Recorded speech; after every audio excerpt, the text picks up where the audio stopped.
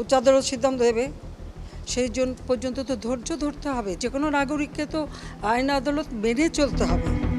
কূটনীতির দাবার ছকে কখনো একটি পদক্ষেপই পুরো বোর্ডের হিসাব পাল্টে দেয়। এবারও তেমন এক ঘটনাকে ঘিরে ঢাকা দিল্লি সম্পর্কে নতুন করে উত্তাপ ছড়িয়েছে। মানবতা বিরোধী অপরাধে দণ্ডপ্রাপ্ত ও ক্ষমতাচ্যুত সাবেক প্রধানমন্ত্রী শেখ হাসিনাকে দিল্লিতে সংবাদ সম্মেলনে বক্তব্য দেওয়ার সুযোগ দেওয়ায় তীব্র প্রতিক্রিয়া জানিয়েছে বাংলাদেশ সরকার। প্রশ্ন উঠেছে, এটি কি শুধু একটি অনুষ্ঠান নাকি দ্বিপক্ষীয় সম্পর্কে নতুন অস্বস্তির সূচনা?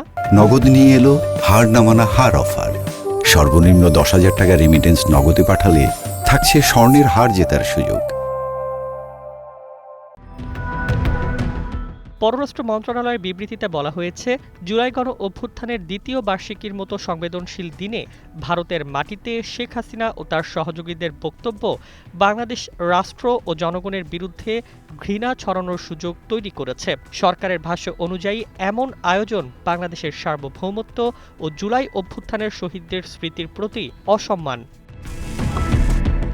তবে এই প্রতিক্রিয়ার পেছনে রয়েছে আরও গুরুত্বপূর্ণ একটি কূটনৈতিক অধ্যায়। গত ৩রা আগস্ট ঢাকায় ভারতের হাইকমিশনার দীনেশ ত্রিবেদীর সঙ্গে বৈঠকে প্রধানমন্ত্রীর পররাষ্ট্র বিষয়ক উপদেষ্টা হুমায়ুন কবির স্পষ্টভাবে অনুরোধ করেছিলেন, ভারতের ভূখণ্ড যেন শেখ হাসিনা বা নিষিদ্ধ ঘোষিত আওয়ামী লীগের কোনো নেতা রাজনৈতিক বক্তব্য দেওয়ার জন্য ব্যবহার করতে না পারেন।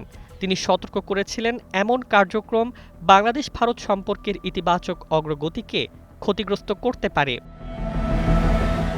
এর আগেও ২৯ জুলাই পররাষ্ট্রমন্ত্রী খলিলুর রহমান ভারতের হাই কমিশনারের সঙ্গে বৈঠকে একই উদ্বেগ তুলে ধরেন।